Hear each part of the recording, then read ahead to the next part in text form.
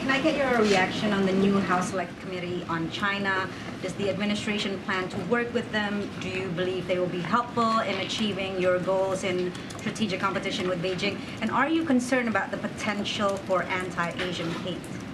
So look, under President Biden, we are more prepared to outcompete China, protect our national security, and advance a free and open Indo-Pacific than ever before.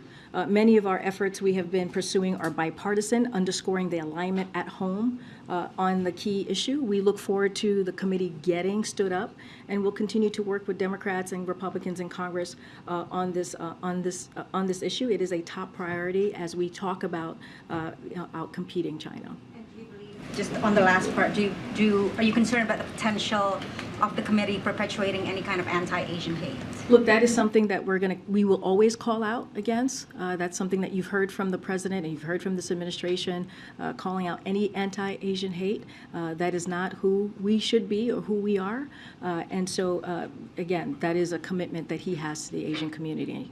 One more Japan, please, Karine. Ahead of the Prime Minister's visit, can you share the goals of this visit, particularly in terms of, in the context of countering China and holding Russia accountable on its invasion of Ukraine? If you can be specific about what this visit particularly means in the U.S.-Japan strategic relations. Right So now. let me just more broadly, the two leaders are going to have an extensive and in-depth conversation over the last year at the East Asia Summit in Cambodia. So they're going to continue that conversation, continue that relationship, and the bilateral visit and Quad Summit in Tokyo as well. So they have had many extensive conversation.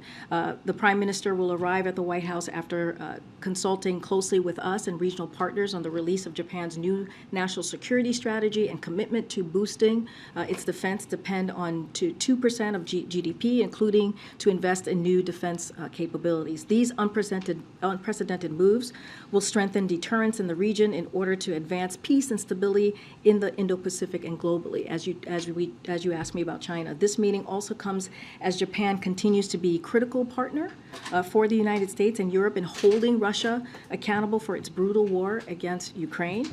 The meeting between the President and the Prime Minister will highlight the pivotal moment we are in for the U.S.-Japan alliance and underscore how President Biden's focus on investing alliances and partnership, including Japan, is bearing fruit. And you will hear more about this meeting when we'll get a readout on Friday.